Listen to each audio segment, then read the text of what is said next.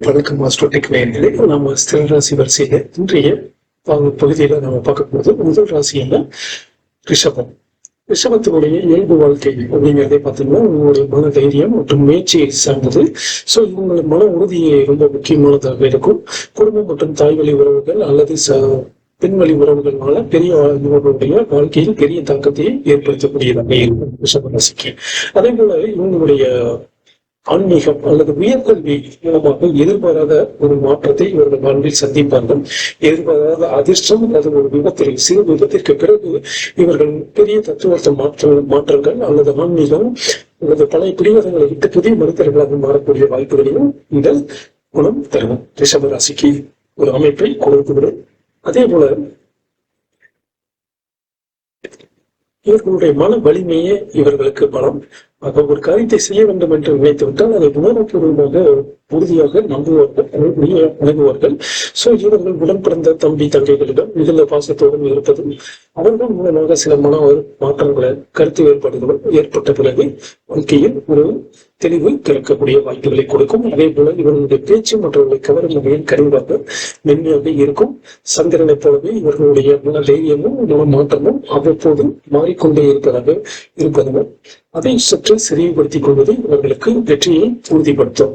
அதே போல இவர்களது வாழ்க்கையின் பெரிய மாற்றங்களை பிறகு இவர்கள் வாழ்க்கையின் முன்னேற்றங்களை அடைய முடியும். உலகியல் இன்பங்களை ஆர்வமுடைய இவர்கள் ஒரு பெரிய போராட்டத்திற்கு பிறகு அல்லது பெரிய சிக்கல்கள் சவால்களுக்கு பிறகு இவர்களுடைய வாழ்க்கை ஆன்மீகம் அல்லது தர்மம் எனக்கூடிய எத்திக்ஸ் பிரின்சிபல் அண்ட் எத்திக்ஸ் திரும்பும். அதுவே இவர்களின் வெற்றிக்கான முதல் படியாக கூட முடியும். சோ எதிர்பாராத லாபம் இவர்களுக்கு தந்தை வழி உயிர் மூலமாகவோ அல்லது இன்சூரன்ஸ் காப்பீட்டு தொகைகள் மூலமாகவோ கிடைக்கும். அதுவே இவர்களுடைய தொழில் அல்லது குடும்ப வாழ்க்கைக்கு ஒரு உத்வேகத்தையும் உழைப்புக்கான முதல் படியையும் முதல் நிலையையும் கொடுக்கும். இவர்கள் பொதுவாகவே எதையும் சட்டப்படி செய்வதன் மூலமே சிக்கலிலிருந்து தப்பிக்க முடியும். தவறான பாதையை தேர்ந்தெடுப்பது என்பது அவர்களின் பிற்பகுதியில் சிக்கலை கொண்டு வந்து சேர்த்துவிடும். அதே போல உழைப்பவன் உயர்வான் என்ற அடிப்படையின் நோக்கத்தின் எண்ணத்தை கொண்டவர்கள் இவர்கள் என்பதனால் அதிகம் உழைப்பையை நம்புவர்கள் அதிர்ஷ்டத்தை விட.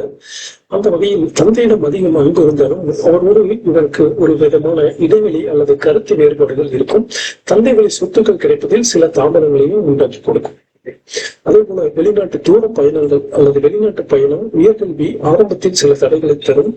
அதுவே பிறகு காலப்போக்கில் மாறுதலாக்கி அந்த பயணம் தூர பயணம் அல்லது உயர்கல்வி மூலமாகவே இவர்களுக்கு வெற்றி வாய்ப்பையும் தேடித்தரும். எது தடையாக இருந்ததோ இது இவர்களுக்கு வெற்றி வாய்ப்பையும் தேடித்தரும்.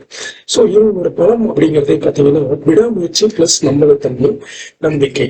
அதே போல மாற்றங்களை எளிதில் ஏற்றுக்கொள்ளாத பிடிவாதம் அப்படிங்கிறது இவங்களுக்கு சில நேரங்கள்ல பலகீனமாக வரக்கூடியதாகவும் இருக்கும். சோ வெற்றிக்கான வழி அப்படின்னு பார்த்தோம்னா இவங்க கொஞ்சம் தன்னுடைய மன உணர்ச்சிகளை கொஞ்சம் கட்டுப்படுத்தி கொண்டு ஞானத்தை பெற்று இது எதிர்பாராது நடக்கக்கூடிய துன்பங்கள் கேரங்களிலிருந்து ஞானத்தை பெற்றுக்கொண்டு கொஞ்சம் ஒழுக்கத்துடன் செயல்படும் போது இவர்கள் வெற்றியை எளிதாக எட்டிவிட முடியும். இதற்கு அடுத்த படிவில் நாம் சிம்மம் பற்றி பார்க்கலாம்.